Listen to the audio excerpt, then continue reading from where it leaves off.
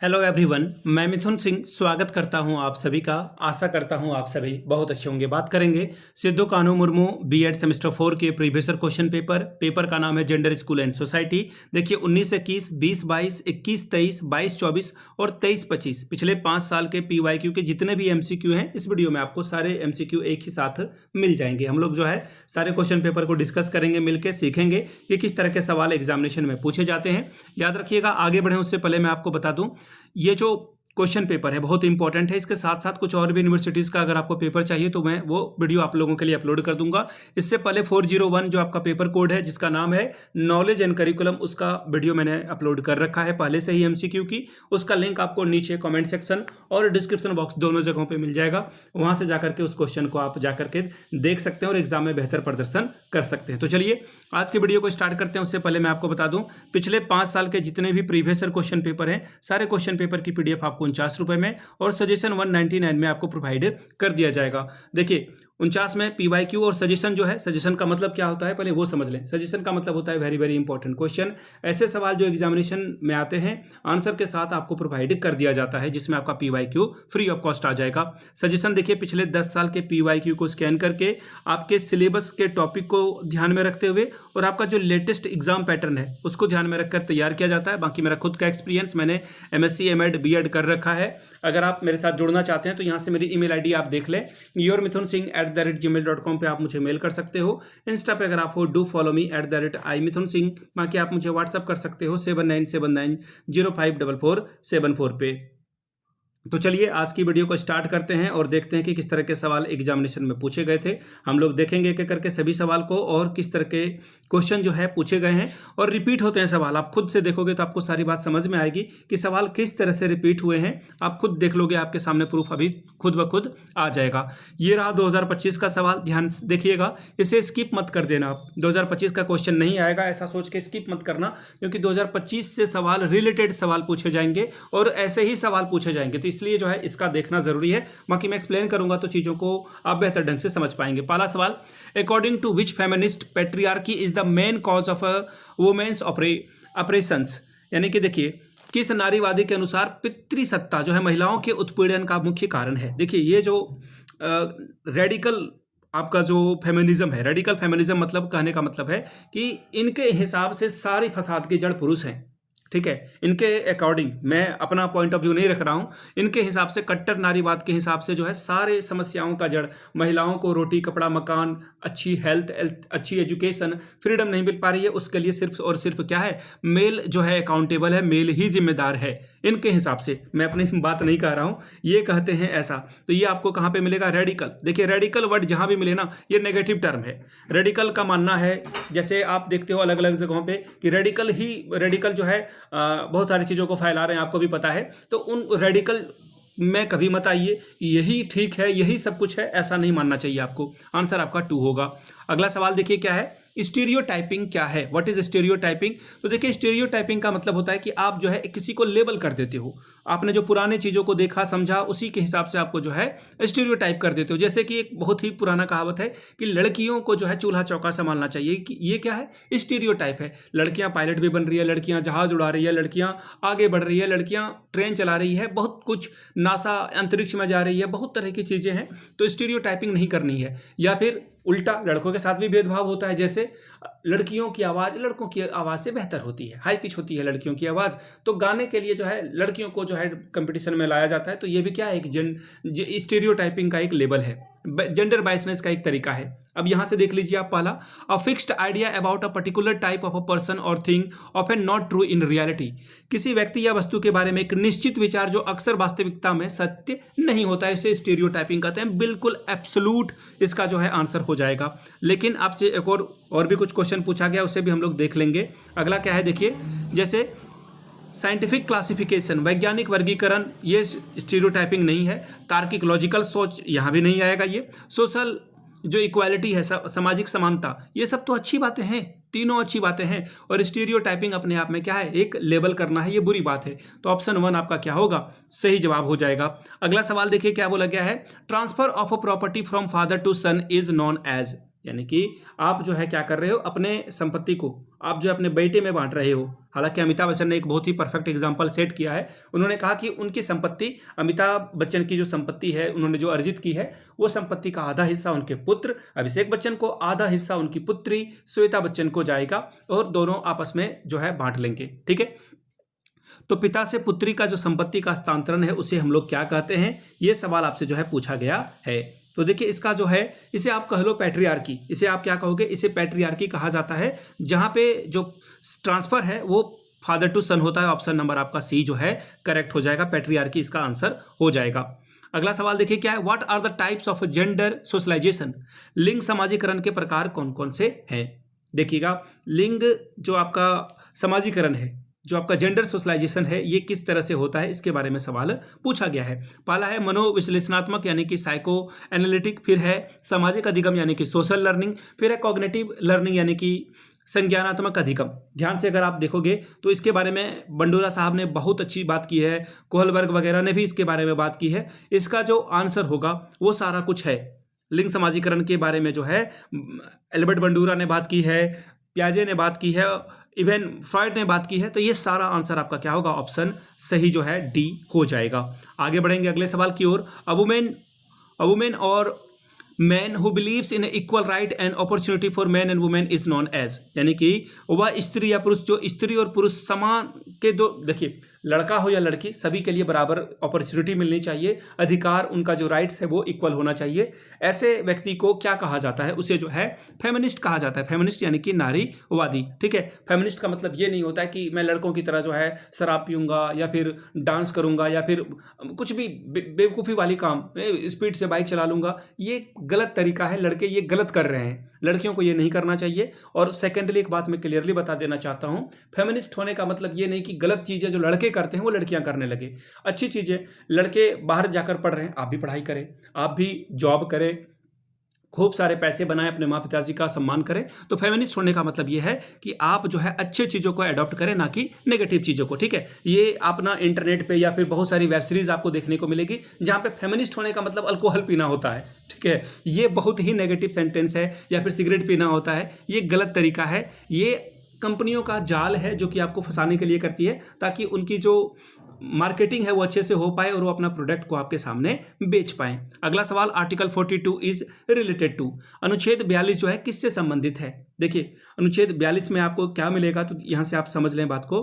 अनुच्छेद 42 जो है बात करता है कि जो मैटरनिटी रिलीफ है वो महिलाओं को मिले। ठीक है, प्रसूति सहायता मिले, मैटरनिटी रिलीफ मिले, महिलाओं को जो है कुछ दिनों के लिए काम से भी छूट मिलती है, 6 महीने के लिए जो है आपको मैटरनल लीव मिलती है। हालांकि पैटर्नल लीव भी मिलना चाहिए। विराट कोहली जो है जब उनका पहला बच्चा हुआ था तो वो ऑस्ट्रेलिया से वापस लौट के आए थे, तो बहुत अप्रिशिएट किया गया था जब आप छुट्टी लेते हो। वरुण धवन ने भी छुट्टी ली थी अपने बच्चे के लिए। तो ये बहुत अच्छा तरीका है कि आप जो है सिर्फ माँ नहीं बच्चे को पालती है, पिता भी पालते हैं। तो कहने का मतलब है कि दोनों मिलकर, ऑप्शन आपका फिलहाल बी सही हो जाएगा। अगला सवाल, which of the following is the main principle of feminism, निम्नलिखित में से नारीवाद का मुख्य सिद्धांत कौन सा है।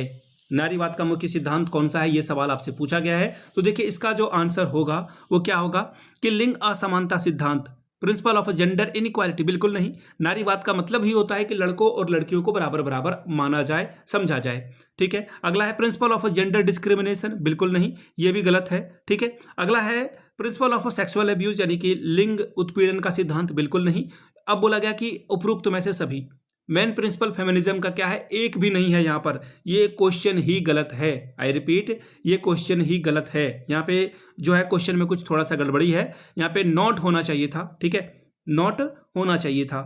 यहाँ पे ये समझना है, ये फेमिनिज्म का मुख्य सिद्धांत क्या है कि आपको जो है लिंग असमानता सिद्धांत को खत्म करना है। ठीक है, डिमोलिश करना है, एंड करना है। ठीक है, होना तो देखो आप सारी चीजों को देखोगे, ये सब कुछ क्या है, नारीवाद के अगेंस्ट में है। सब कुछ क्या है, नारीवाद के अगेंस्ट में है। तो यहाँ पे ऑल ऑफ द अबव आप आंसर तो कर सकते हो, लेकिन ये क्वेश्चन ही गलत था।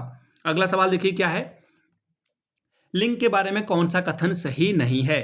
जेंडर बायोलॉजिकल टर्म है, बिल्कुल नहीं। जेंडर तो सोशल टर्म है।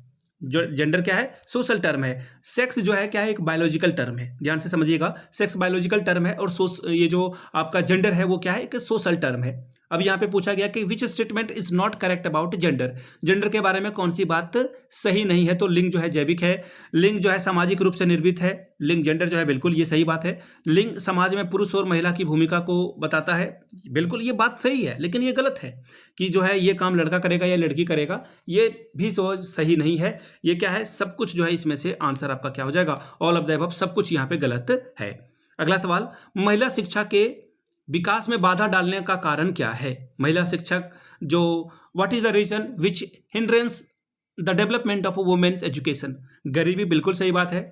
एक्चुअली क्या होता है ना कि आप देखना, अगर घर में किसी एक बच्चे को ही पढ़ाया जाएगा तो वो देखना लड़की को पढ़ाया जाएगा, भले लड़का कमजोर हो फर्क नहीं पड़ता, लड़के को घर से बाहर भेजा जाएगा, दूर कहीं पे अच्छे इंस्टीट्यूट में उसका एडमिशन कराया जाएगा, कोचिंग इंस्टीट्यूट में एडमिशन कराया जाएगा। गरीबी, सबसे पहली वजह गरीबी है, ये ध्यान में रखिएगा। माँ पिता के लिए जो है बच्चे बराबर होते हैं, लेकिन सोशल जो प्रेशर है उस वजह से लड़कियों को आगे नहीं भेजा जाता है, गरीबी उसमें सबसे बड़ा रीजन है। अगला है चाइल्ड मैरिज, बिल्कुल लड़कियों की शादी जल्दी कर दी जाती है ताकि जो है, अब देखिए लड़कियों को बोझ के तौर पर देखा जाता है अभी भी। आप भले ही बाहर टाउन में रहकर कुछ चीज़ें कह दो, लेकिन गांव में अभी भी जो है बाल विवाह बहुत प्रचलित है। आपको लगेगा कि ये मैं कुछ कह रहा हूँ, ये बिल्कुल अटपटा सा है। सरकारी स्कूल आप जाकर के एकदम देहात वाले एरिया में जाइए, वहाँ पे आपको क्लास 8, 9, 10 की लड़कियों के मांग में सिंदूर दिखेगा, यानी कि वो शादी करके आ रही है, ये फैक्ट है। अगला है लैक ऑफ गर्ल्स स्कूल, कन्या विद्यालय की कमी। देखिए इसको अब बहुत ज़्यादा नहीं माना जाएगा क्योंकि बहुत सारे स्कूल जो है अब खुल रहे हैं, हालांकि सरकार को इस पे बहुत अच्छे से काम करना है, टॉयलेट अच्छे से जो है आपको बनाना है, सिक्योरिटी अच्छे से बनाना है, स्कूल की चार दीवारी बहुत सारे स्कूलों में अभी भी नहीं है। फिलहाल इसका आंसर हो जाएगा ऑल ऑफ द अबव, यानी कि सारी प्रॉब्लम जो है महिलाओं की शिक्षा में बाधा जो है आपको उत्पन्न करने को मिलेगा। अगला सवाल, यत्र नार्यस्ते पूज्यन्ते रमते तत्र देवता, यह विचार किस ग्रंथ में वर्णित है। यानी कि जहां पर नारी की पूजा होती है वहीं पे देवता बसते हैं, यह कथन आपको कहां पर देखने को मिलेगा। देखिए मैं एक बहुत ही कंट्रोवर्शियल बात कहने जा रहा हूं, महिलाओं को देवी इसलिए बनाया जा रहा है ताकि उनका शोषण किया जा सके, उनको ऐसा ऑरा दे दिया गया कि आप जो है ज्यादा काम करो, ज्यादा सेक्रीफाइस आप करो, ठीक है। महिलाओं को देवी बनाया जाता है, पुरुष को देव नहीं बनाया जाता है। क्यों भाई, औरतों को आप केवल इंसान के तौर पर देखें, औरतों का कल्याण हो जाएगा, भगवान उन्हें ना बनाए, देवी बनाने की जरूरत नहीं है, इंसान के तौर पर ही आप ट्रीट कर लें, इक्वल ट्रीट कर लें, लड़कियां आगे बढ़ जाएगी। आप मेरी इस बात से सहमत हैं या नहीं, क्वेश्चन नंबर 10 लिख के यस लिखना, और अगर आप मेरी बात से असहमत हैं तो 10 लिख करके आप नो लिखना। अगर लड़कियों को सिर्फ इंसान के तौर पर ही समझ लिया जाए तो लड़कियां खूब आगे बढ़ जाएगी, भगवान या देवी बनाने की उन्हें जरूरत नहीं है। फिलहाल इसका जो आंसर है वो मैं आपको कर देता हूं। इसका जो आंसर है, जहां नारी की पूजा होती है वहां देवता निवास करते हैं, यह बात मनुस्मृति में कही गई है। ऑप्शन थर्ड आपका सही हो जाएगा। अगला सवाल देखिए क्या है, हु एंडेड सती प्रथा, सती प्रथा को खत्म किसने किया, समाप्त किसने किया। एसएसटी में आपने खूब पढ़ा होगा, इसका आंसर देखिए हो जाएगा राजा राम मोहन रॉय। अब देखिए अगर एक अंग्रेज अधिकारी की बात की जाए तो लॉर्ड विलियम बेंटिक, नाम याद रखिएगा, हो सकता है कि एग्जाम में वो सवाल भी पूछ दिया जाए। लॉर्ड विलियम बेंटिक ने जो है इस पर बहुत काम किया कि सती प्रथा को समाप्त कर दिया जाए। अगर उनके पति मर जाते हैं तो महिलाओं को जौहर करने के लिए, जौहर तो खैर युद्ध के लिए होता था, दोनों का सेम जो है वो मीनिंग है कि लड़कियों को जिंदा जो है आग में कूदना पड़ता था, या फिर जानबूझकर जो है लड़कियों को, एक्चुअली क्या है कि मैं सारठ से हूँ, ठीक है, सारठ आपने सुना है नाम या नहीं I don't know, but Sarath में एक सती घाट भी है। सारठ का पुल खत्म होता है और वहां से बाभनगावा का पुल जो है स्टार्ट होता है, वहां पे एक सती घाट है, वहां पे पहले महिलाओं को जिंदा जलाया जाता था। मैंने अपने जो पुराने लोग हैं सारठ के उनसे पूछा तो उन्होंने कहा हाँ ये फैक्ट है। तो आप भी अपने घरों के बूढ़े बुजुर्ग को पूछोगे तो आपको सती प्रथा के बारे में पता चलेगा, जहां पर पुरुष के मृत्यु के बाद, यानी कि उनके पति के मृत्यु के बाद पत्नियों को जिंदा चिता में जला दिया जाता था, उसी चिता में जो है झोंक दिया जाता था। अगला सवाल, एक और बात देखिए, मैं एक्चुअली ईश्वर पे विश्वास नहीं करता हूं, मैं एथिस्ट हूं, लेकिन एक बात मैं आपको क्लियरली बता देता हूं कि हिंदू धर्म ना समय समय पे अपने आप को बहुत ज्यादा रिवॉल्व किया है। यह मैं आपको बात क्लियरली बता देना चाहता हूं। हिंदुओं ने अपने जो कुप्रथाएं थी उसको खत्म किया। सती प्रथा एकदम धार्मिक मान्यता थी, खत्म कर दिया उसे। आप देखो बाल विवाह, विधवा विवाह, ये सारे चीजों को उसने जो है खत्म करना शुरू किया है। हालांकि मुस्लिम में विधवा विवाह जो है बहुत ही आम है, ये बहुत अच्छी बात है। हर धर्म में, क्रिश्चियन में भी जो है, क्रिश्चियनिटी में भी जो है विधवा विवाह को प्रमोट किया जाता है, तो किया क्या जाता है वहाँ पे, वो कर रहे हैं बहुत दिनों से, तो ये बहुत अच्छी बात है। हर धर्म में कुछ ना कुछ खूबियाँ हैं। हिंदू धर्म ने समय समय पर जो है अपने आप को इवॉल्व किया है। इस वजह से देखिए, एक बात याद रखिएगा, जो अपने आप को समय के हिसाब से अपडेट नहीं करेगा वो पीछे रह जाएगा। चाहे बात धर्म की हो, साइंस की हो, देश की हो, समाज की हो, समय के हिसाब से अगर आप नहीं बदलोगे तो आप बहुत पीछे रह जाओगे। फिलहाल महिला सशक्तिकरण की आवश्यकता है एक अच्छे सिविलाइजेशन के, एक अच्छे सभ्य समाज के लिए बिल्कुल सही बात है।